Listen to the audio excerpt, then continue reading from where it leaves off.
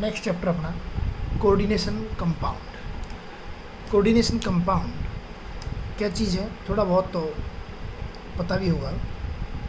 Coordination compound, coordination compound क्या चीज़ है, हम बात करते हैं, बिल्कुल बेसिक से स्टार्ट करेंगे।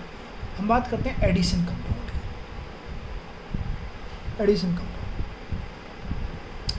जब दो या दो से ज़्यादा कंपाउंड को मिला दिया जाता है तो या तो उसमें डबल सोल्ट बनता है, क्या बनेगा, डबल सोल्ट,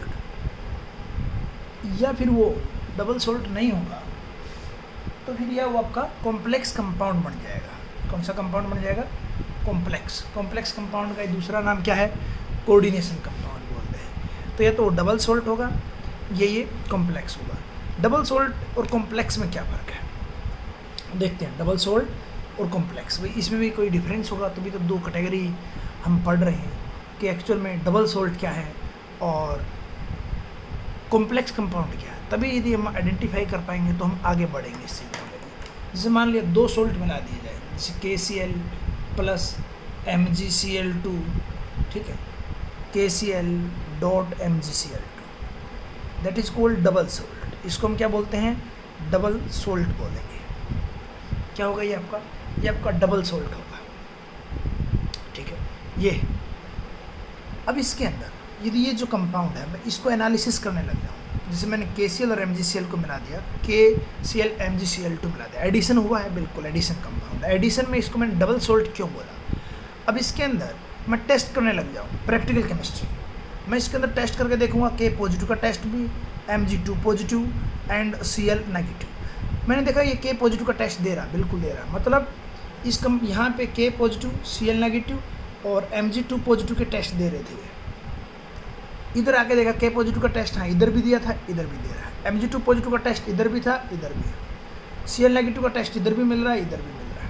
और ये टेस्ट तुम्हें पता भी होंगे, जैसे K पॉजिटिव आप इनका सिंपल फ्लेम टेस्ट कर लो, इधर भी चेक किया तुमने, हाँ इस कंपाउंड में भी K पॉजिटिव था, भाई दो अलग अलग कंपाउंड लेते, प्रोडक्ट में भी K पॉजिटिव है, मतलब अब भी K पॉजिटिव इंडिपेंडेंट है, अलग है, अपनी आइडेंटिटी बचाए हुए है। जो आइडेंटिटी है उसकी अब भी है, उसकी पहचान अब भी K पॉजिटिव के रूप में है। अब मान लिया मैं KCN प्लस FeCl3 ले लेता हूँ, KCN प्लस FeCl3 कंपाउंड बनाया K4 Fe, कंपाउंड बना K4 FeCN6, ऐसा कंपाउंड बना। मैंने इधर टेस्ट करके देखा, ये कंपाउंड K पॉजिटिव के टेस्ट दे रहे थे, साइनाइड भी था इनके अंदर, फ्लोरीन +3 का और फेरिक का भी टेस्ट था, क्लोराइड का भी टेस्ट था, सबके टेस्ट ही दे रहे थे, ठीक है। यहाँ पे आपका ये दो कंपाउंड बन गए। इस कंपाउंड को तो अपना स्टडी नहीं करना, ये तो K और Cl का देखा है, नहीं कंपाउंड, इसको हमने स्टडी किया। K पॉजिटिव का टेस्ट ये दे रहा है, Fe+3 का टेस्ट देखा, नहीं दिया, Cl नेगेटिव का टेस्ट देखा, नहीं दिया। इसके अंदर है साइनाइड और फेरिक भी है, लेकिन साइनाइड भी है और फेरिक भी है, लेकिन टेस्ट नहीं दे रहे। तो साइंटिस्ट के सामने जब ये फर्स्ट टाइम ये प्रॉब्लम आई तो उन्होंने लगा कि कोई ना कोई तो दिक्कत है, जो चीज़ें टेस्ट नहीं दे रही, उन्होंने बोला इसको एक डिब्बे में बंद करो, ऐसे क्लोज ब्रैकेट के अंदर ऐसा बंद कीजिए। जो टेस्ट दे रहे हैं उनको आगे या पीछे जिस भी फॉर्म में लिखिए। और इनको समझ में नहीं आ रही थी केमिस्ट्री इनकी, इनको बोला गया था कॉम्प्लेक्स। क्या बोला गया था, कॉम्प्लेक्स कंपाउंड। क्या बोला गया, कॉम्प्लेक्स कंपाउंड। तो डबल सोल्ट ये है, डबल सोल्ट कि each ion have their identity in product, उनकी आइडेंटिटी प्रोडक्ट में है। They give test of identification of each ion, but in case of complex some ion lost their identity, कुछ ion उनकी identity खो देते हैं, पहचान नहीं रहती। फेरिक है इस कंपाउंड के अंदर, लेकिन फेरिक +3 का टेस्ट नहीं देता। इनकी जो प्रॉपर्टी होती है डबल सोल्ट की, इनके बीच में मिलेगी। KCl और MgCl2 का बॉइलिंग पॉइंट है, उसके आसपास इनका मिलेगा। इनका ऐसा नहीं है, इनका बिल्कुल बिहेवियर चेंज हो जाता है, केमिकल प्रॉपर्टी चेंज हो जाती है। डबल सोल्ट की प्रॉपर्टी इन्हीं की प्रॉपर्टी जैसी होगी। ये वाटर सोल्यूबल है तो ये भी वाटर सोल्यूबल है, इनके अंदर क्या हो जाए ये ज़रूरी नहीं है। तो जब भी कोई रिएक्शन हो, कोई दो सोल्ट मिलाए गए हो, उसको एडिशन बोलते हैं, एडिशन कंपाउंड। और एडिशन कंपाउंड में यदि प्रोडक्ट में जो आयन है और रिएक्टेंट में जो आयन थे वो सारे आयन यदि प्रैक्टिकली देखो प्रेजेंट हैं, टेस्ट दे रहे हैं, इंडिपेंडेंट हैं, तो वो आपका ये आपका डबल सॉल्ट है। और यदि वो इंडिपेंडेंट नहीं रहे, आपस में कोई बॉन्डिंग कर गए, उनको बोलेंगे कोऑर्डिनेशन। और जो आपस में टेस्ट नहीं देते उनको डिब्बे के अंदर बंद कर दीजिए। तो ये जो होते हैं वो आपके कहलाते हैं, क्या कहलाएंगे, ये आपके सिंपल कहलाएंगे कोऑर्डिनेशन कंपाउंड। तो ये था introduction, what is the coordination compound. Coordination compound क्या है तो समझ में आ गया होगा। कोऑर्डिनेशन कंपाउंड एक ऐसी चीज़ है।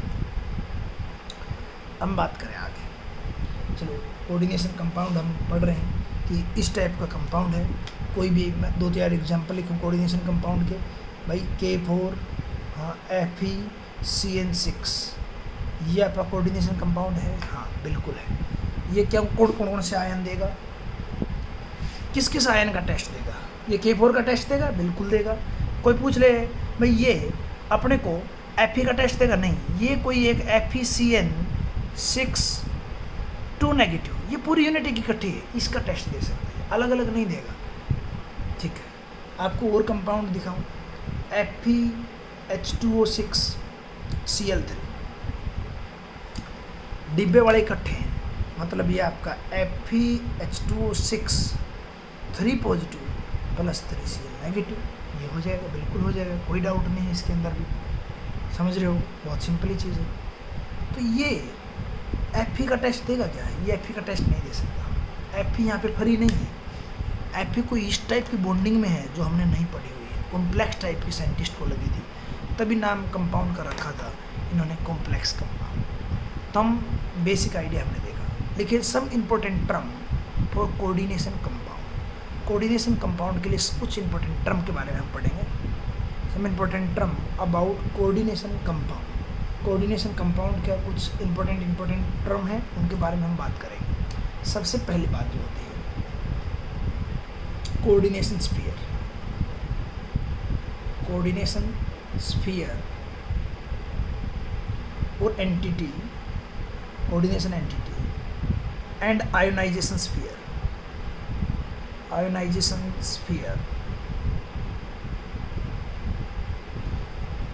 ये कोऑर्डिनेशन स्फीयर और एंटिटी एंड आयोनाइजेशन स्फीयर। जो ये ब्रैकेट के अंदर बंद होता है, ब्रैकेट के अंदर जो चीज़ बंद है, that is called coordination sphere, that is called coordination sphere, that is called coordination sphere.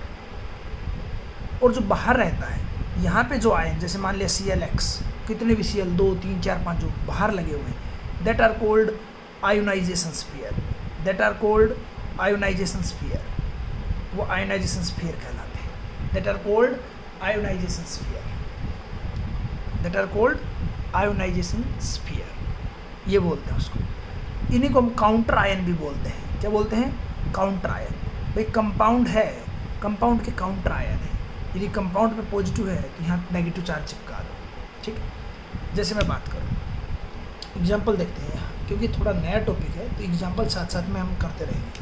जैसे कोई बोले K4 FeCN6, इसमें coordination sphere C.S, coordination sphere C.S, coordination sphere कौन सी है, FeCN6 4 negative and ionisation sphere क्या है, that are 4K positive, that are 4K positive, that are counter ion. क्या बोलोगे इनको, काउंटर आयन। ये काउंटर आयन भी कहलाते हैं। क्या कहलाते हैं ये, काउंटर आयन। ठीक है, जैसे FeH2O6 Cl3, क्या होगा, FeH2O6 बड़ा ब्रैकेट, क्लोज ब्रैकेट, ये बड़ा ब्रैकेट मत समझ लेना, ये छोटा ब्रैकेट है, बड़ा ब्रैकेट, ये आपका coordination sphere and 3 Cl negative, that ionisable, जो आयोनाइजेबल है उसको हम क्या बोलते हैं, that are called counter ion, counter ion. और आपका ionisation sphere I.S, ionisation sphere, ये है पहली टर्म।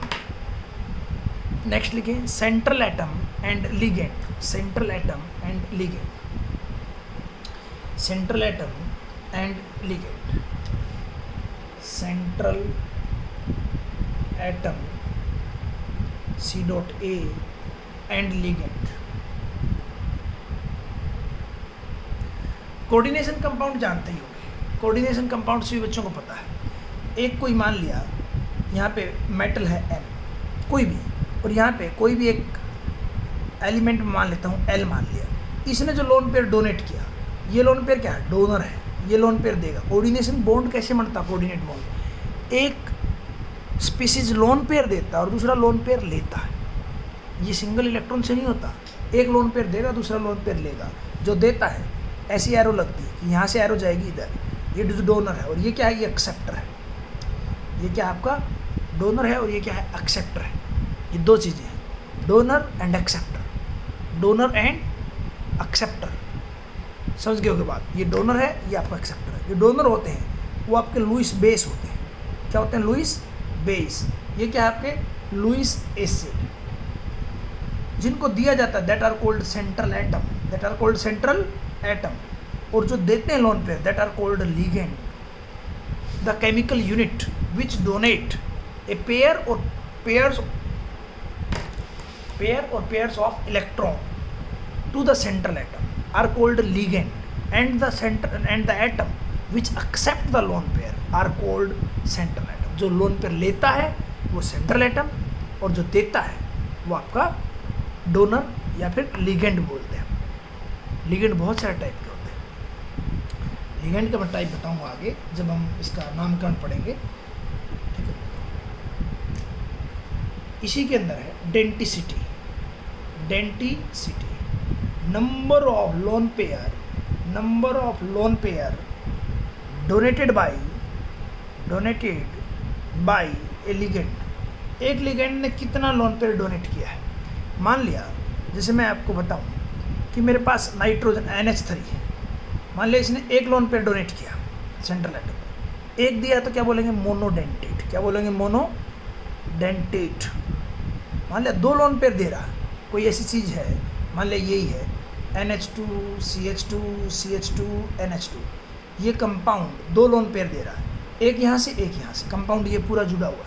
इसको पूरे कंपाउंड को क्या बोलेंगे, बाईडेंटेट। क्या बोलेंगे, बाईडेंटेट। डेंटिसिटी, तीन देगा तो तीन लोन पेयर देने वाला ट्राइडेंटेट, चार देने वाला टेट्राडेंटेट, पाँच देने वाला पेंटाडेंटेट, छः देने वाला हेक्साडेंटेट।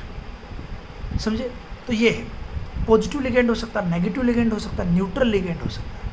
तो लिगेंड भी बहुत सारे टाइप के होंगे। डेंटिसिटी, अब बात आती है कितने कोऑर्डिनेट बॉन्ड बने, कितने कोऑर्डिनेट, इतना तुम सभी बच्चे समझते होंगे। एक लोन पेयर से, एक लोन पेयर मैं दूंगा, एक लोन पेयर देने से एक लोन पेयर देने से एक ही बॉन्ड बनता है।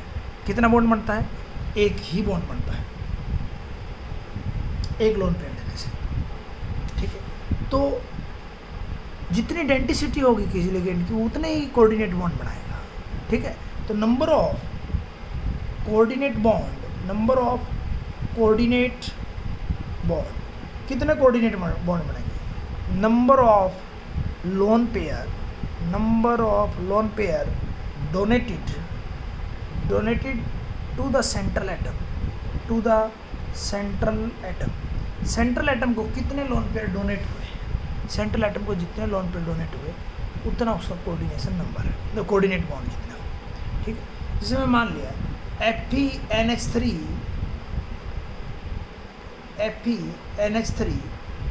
6Cl3, इसका तो कोई रोल ही नहीं है, ये तो कोऑर्डिनेशन कंपाउंड का पार्ट ही नहीं। यहाँ पे देखिए ये लोन पेयर दे रहे होंगे और ये लोन पेयर ले रहा होगा। एक अमोनिया कितने लोन पेयर देगा, एक, तो 6 अमोनिया कितने देंगे, 6। कोऑर्डिनेट बॉन्ड कितने बने, कोऑर्डिनेट बॉन्ड कितने बॉन्ड बनाए सेंट्रल एटम ने, 6। इसी को हम बोलते हैं कोऑर्डिनेशन नंबर। क्या बोलते हैं, कोऑर्डिनेशन नंबर। लिख लें coordination number, the number of lone pair accepted by the central atom, जितने लोन पेयर एक्सेप्ट किए वो उसका कोऑर्डिनेशन नंबर कहलाता है। क्या कहलाएगा, कोऑर्डिनेशन नंबर। अभी तो बहुत सिंपल चैप्टर चल रहा है, इंट्रोडक्शन कर रहे हैं, आगे जितना चलता जाएगा और डिटेल में तो हम इसको आगे बताते जाएंगे, ठीक। कोऑर्डिनेशन नंबर ये है, देखिए आगे।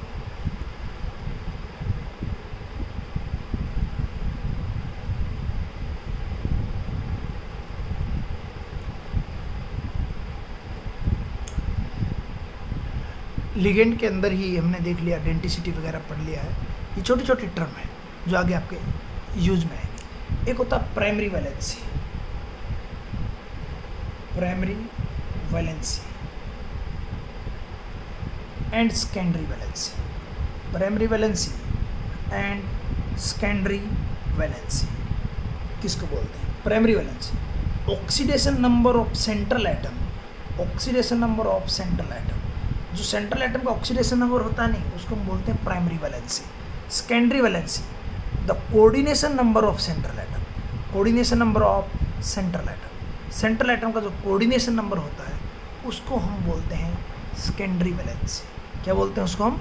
Secondary valency, coordination number. जैसे ये FeNH3 whole twice into Cl3। अभी मैं सारे जितने दुनिया के लिगेंड है वो लिखूंगा, उनके नाम लिखूंगा, उनके चार्ज लिखूंगा, तो आपको ऑक्सीडेशन नंबर निकालना आ जाएगा, घबराए मत उसको, बिल्कुल रूल वही के वही है। एक अमोनिया है, इसका मान लेता हूँ x इंटू 6, कितना अमोनिया है? 6। एक अमोनिया पे चार्ज 0 प्लस 3 Cl है, x पे -1 इक्वल टू 0, x की value +3, that is called primary valency, that are called primary valency. Coordination number अभी थोड़ा तुम्हें पता नहीं, आइडेंटिसिटी वगैरह सब याद हो जाएंगे, वो मैं लिखवाऊंगा, पूरा टॉपिक है प्रॉपर, अभी मैं इंट्रोडक्शन कर रहा हूँ। एक अमोनिया है, एक अमोनिया 1 लोन पेयर देगा, 6 अमोनिया 6 लोन पेयर देंगे, तो कोऑर्डिनेशन नंबर क्या है इसका? कोऑर्डिनेशन नंबर 6 है। कोऑर्डिनेशन नंबर 6 है तो ये क्या हो जाएगा? इसका सेकेंडरी वैलेंसी 6 है, इसकी प्राइमरी वैलेंसी 3 है। इसमें बहुत सिंपल है, किसी को कोई डाउट भी नहीं आएगा, बहुत आसान चीज़ है। नेक्स्ट हम इसी के अंदर पढ़ेंगे होमोलैप्टिक और हेट्रोलैप्टिक कोऑर्डिनेशन कंपाउंड, होमोलैप्टिक और हेट्रोलैप्टिक। ये होमोलैप्टिक क्या होता है? होमोलैप्टिक लिगेंड एंड हेट्रोलैप्टिक, मतलब सारे लिगेंड एक जैसे हों।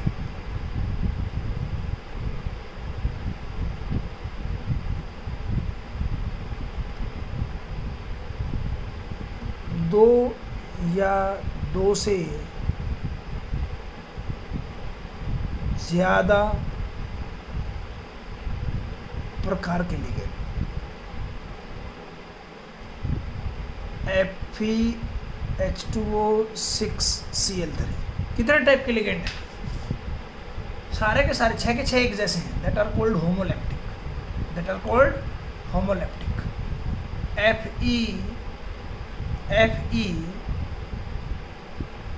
H2O3Cl3, H2O3Cl3, समझ के बाद H2O3Cl3, 3 लिगेंड एक जैसे, 3 अलग अलग टाइप के हो गए, अलग मतलब hetero, that are called heteroleptic, that are called हेट्रोलैप्टिक।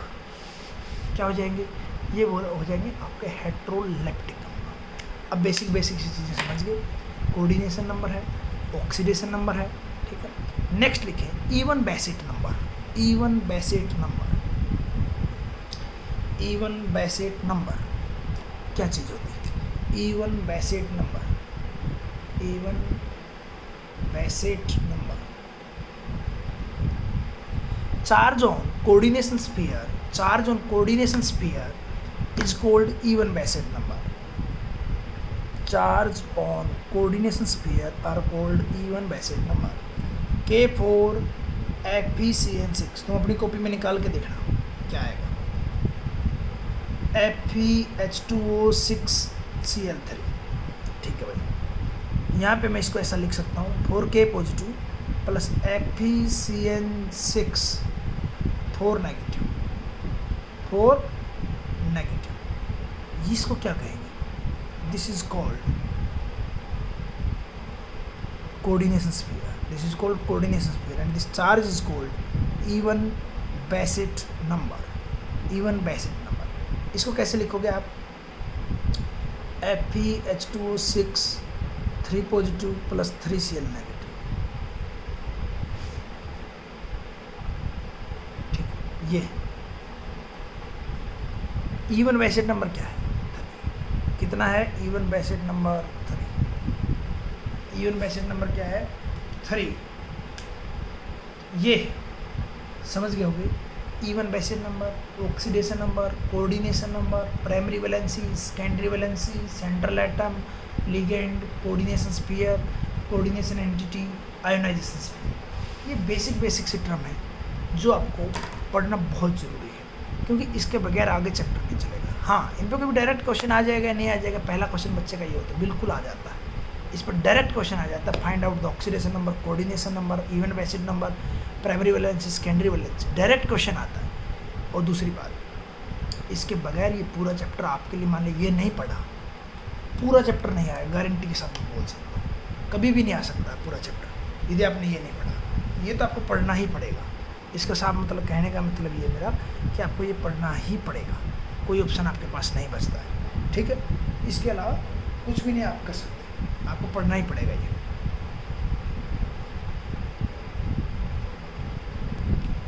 Next और मेन टॉपिक स्टार्ट कर रहे हैं।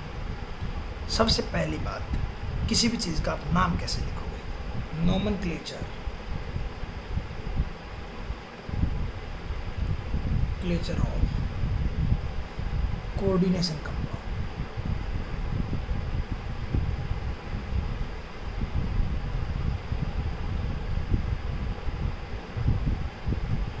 Nomenclature of coordination compound. Coordination compound एक इनऑर्गेनिक कंपाउंड है, तो लिखें name is written according to name of inorganic compound,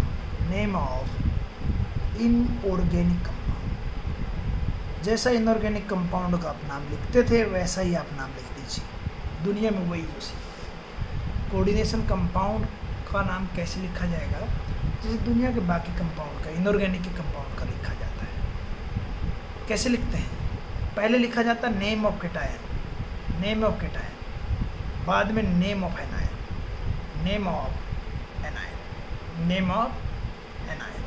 जैसे मैं बात करूँ NaCl का क्या नाम लिखते हो? Sodium chloride.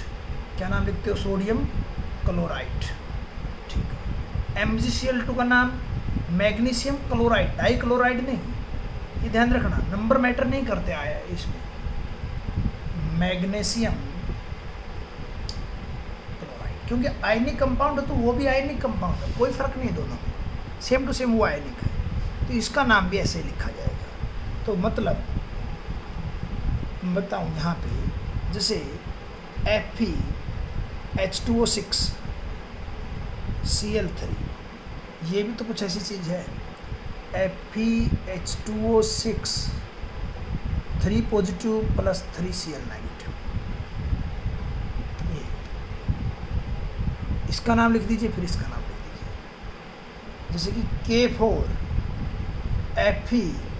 FeCN6, यहाँ पे K का तो नाम पता ही है, पोटासियम, पीछे वाले का नाम लिख दीजिए इसका। और ये नाम थोड़ा अलग है, ये अपने को लिखना नहीं आता, ये सीखेंगे हम। या फिर मान लिया कंपाउंड ऐसा आ जाए पूरे का पूरा ही कोऑर्डिनेशन एंटिटी हो, ना एन इसमें ना कैटायन ना एनायन दिख रहा है, इससे कैसे लिखेंगे? तो बेसिक जो मेन चीज़ है अपने को कोऑर्डिनेशन एंटिटी का नाम लिखना आना चाहिए। कोऑर्डिनेशन एंटिटी समझ गए? कोऑर्डिनेशन एंटिटी का नाम लिखना आना चाहिए क्या है, तो कोऑर्डिनेशन पार्ट जो है उसका नाम लिखना आना चाहिए, ठीक है। कोऑर्डिनेशन का नाम, तो इसमें case one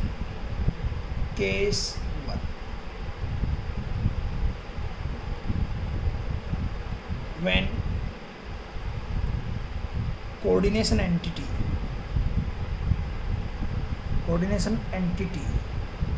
is cation or only coordination entity is present, without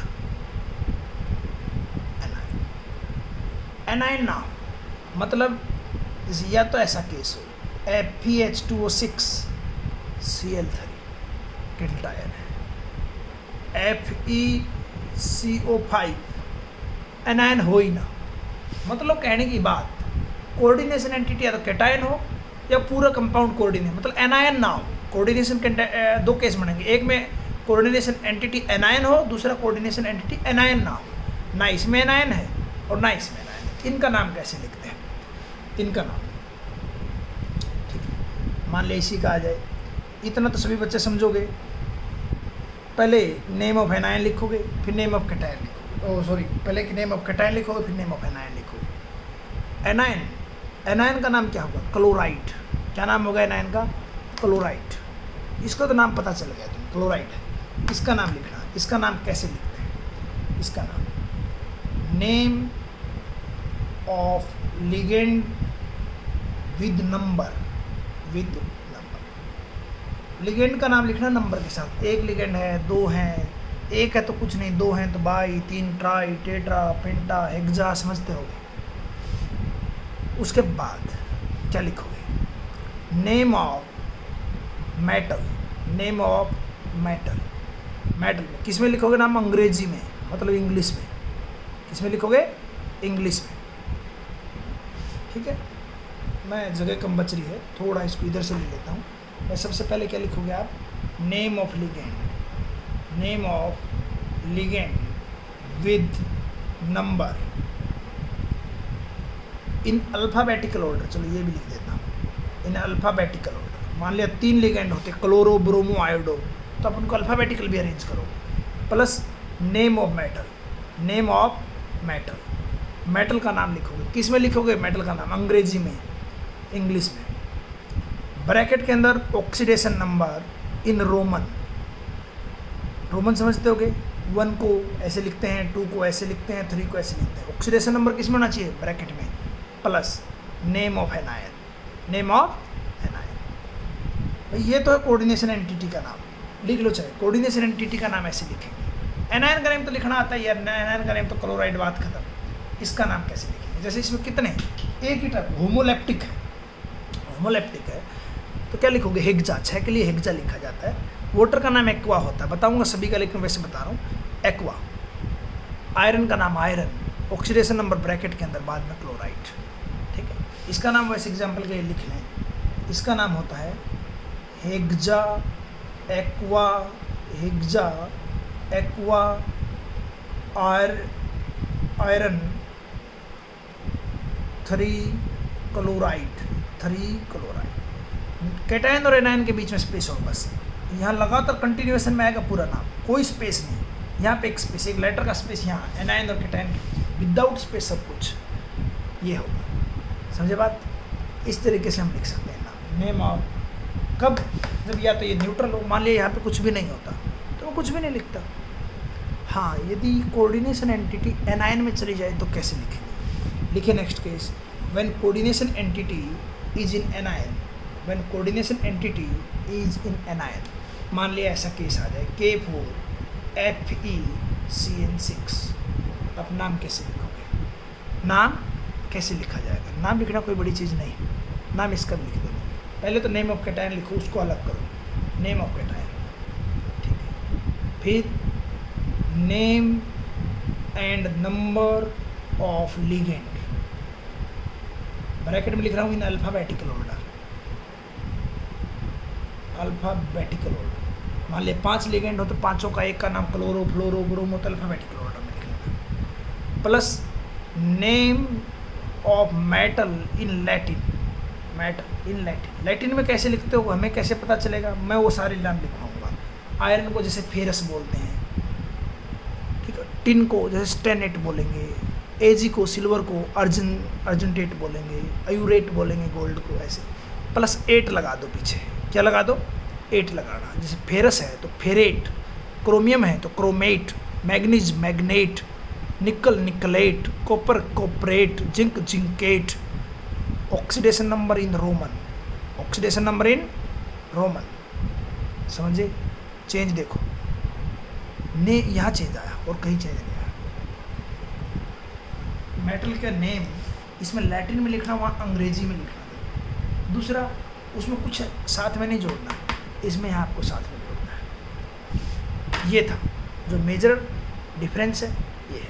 अब हम क्या करेंगे, अब हम करेंगे सारे जितने दुनिया के लिगेंड है नहीं, उनका नाम पढ़ ले पहले। तो लिगेंड को क्या बोलते हैं, बहुत बेसिक चीज़ है। तो लिगेंड को अपने को याद थोड़ा ही, लिगेंड को क्या बोलते हैं। जैसे वाटर को एक्वा बोलेंगे, NH3 को अमाइन बोलेंगे, यूरिया को यूरिया बोलेंगे, मेथाइलमाइन को मेथाइलमाइन बोलेंगे, पायरिडीन को पायरिडीन बोलेंगे, OH को हाइड्रोक्साइडो बोलेंगे, Cl को क्लोराइडो बोलेंगे, साइनाइडो, थायोसाइनेटो, साइनेटो, कार्बोनेटो, बहुत सारी चीज़ें बोलेंगे। तो वो चीज़ें वो हम नेक्स्ट लेक्चर में पढ़ेंगे। तो ये बेसिक है, आप इतना ही पढ़ें। NCERT में सिक्वेंस हो सकता है आगे पीछे, तो आपको ज़रूरत नहीं है।